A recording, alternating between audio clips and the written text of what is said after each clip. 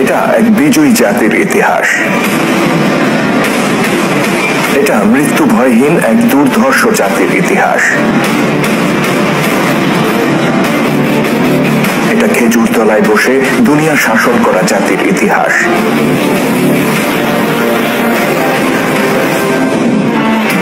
এটা আল্লাহর সত্য দিনকে বিজয়ী করতে পাগল পাড়া একদল মানুষের ইতিহাস।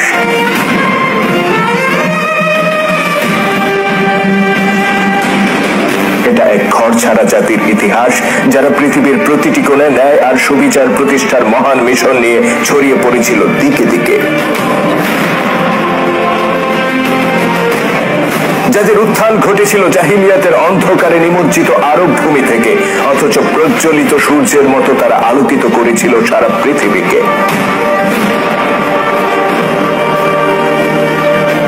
এটা সেই জনগোষ্ঠীর ইতিহাস যারা ছিল সভ্যতা ভব্যতাহীন মরুবাসী এক বেদুইন জাতি, অথচ তারা গড়ে তুলেছিল এক নব সভ্যতার ইমারত।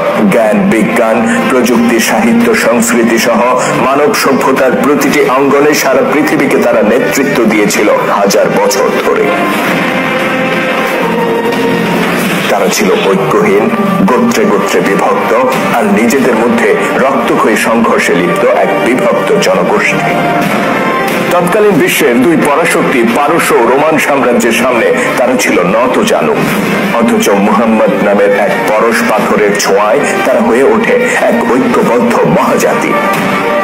অতঃপর সাগরের উত্তাল তরঙ্গের মতো তারা আছড়ে পড়েছিল পারস্য ও রোমান সাম্রাজ্যের বুকে, আর তাদের আকাশচুম্বী অহংকারকে মাটির সাথে মিশিয়ে দিয়ে প্রতিষ্ঠা করেছিল আল্লাহর সত্য দিন। জুলুম আর দুঃশাসনের বুকে কবর রচনা করে অর্ধ পৃথিবীতে তারা উড়িয়েছিল মানবতার পতাকা, জেলেছিল সত্য দিনের মশাল।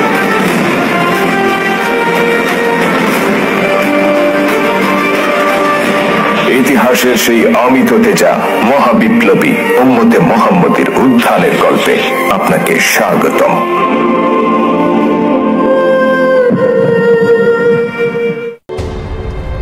এই যে খাজরাজের মানুষেরা, এই যে খাজরাজের মানুষেরা। কে আপনি? আমরাই মক্কার প্রধান। স্বাগত মক্কা প্রধানেরা, আপনাদের অপেক্ষায় আমরা ছিলাম। তো খাজরাজের মানুষেরা, জানতে চাইছি আপনারা নাকি মুহাম্মাদের সাথে দেখা করতে এসেছেন এবং তাকে নাকি মক্কার বাইরে নিয়ে যেতে চাইছেন, যাতে সে আমাদের বিরুদ্ধে যুদ্ধ করতে পারে। তার মানে তো এই যে আপনারা সবাই আমাদের বিরুদ্ধে যুদ্ধ ঘোষণা করতে চাইছেন, তাই তো? এসব কি বলছেন আপনারা কুরাইশগণ? আমি ইয়াসরিবের প্রধান, আউস আর খাজরাজ গোত্র তাদের প্রধান হিসেবে আমাকে নিযুক্ত করেছে। আমার অনুমতি ছাড়া দুই গোত্র কোনো সিদ্ধান্ত নেবে না। তাই আপনি যেসব শুনেছেন তেমন পরিকল্পনা আমাদের নেই। আপনারা নিজেরাই শুনলেন, তবুও আপনাদের সন্দেহ দূর করার জন্য আমি প্রমাণ করে দিচ্ছি। চলো।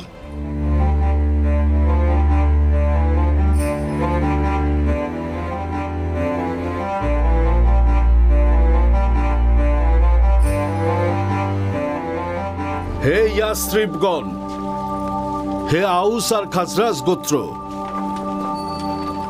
এনারা হলেন মক্কার প্রধান। এনারা জানতে এসেছেন যে এখানে এসে আপনারা মুহাম্মদকে কোনো শপথ করেছেন কিনা। আমি এদের রাজা, আমি শুধু আমার মুকুটের জন্য অপেক্ষা করছি। আমার মনে হয় না এরা আমার হুকুম ছাড়া এই ধরনের যুদ্ধের সিদ্ধান্ত নিতে পারে। আপনাকে যারা এইসব বলেছে মিথ্যা বলেছে। মনে হয় আমাদের সাথে কেউ মজা করছে খাজরাজ প্রধান। ঠিক আছে, আমরা আসি। আরেকটা কথা, পরবর্তীতে কোনো অভিযোগ আনার আগে ভালোভাবে জেনে আসবেন।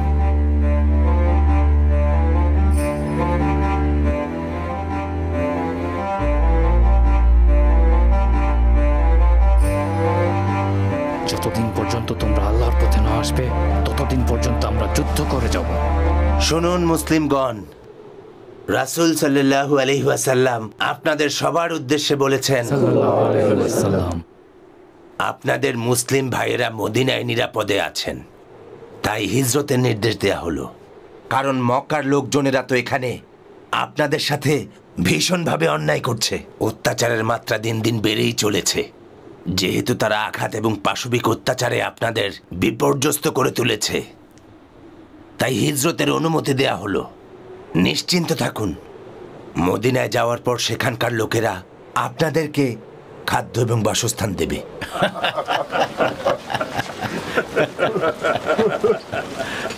কি ব্যাপার, এত খুশি দেখাচ্ছে? শুনলাম ইয়াসরিবের লোকেরা নাকি অপমান করেছে, বোকা বানিয়েছে তোমাদের। কি বললে তুমি? কি বলছো তুমি? আমি ঠিকই বলছি, ওরা গতকালই মোহাম্মদের ধর্মকে আলিঙ্গন করেছে। এই চলো সবাই, চলো।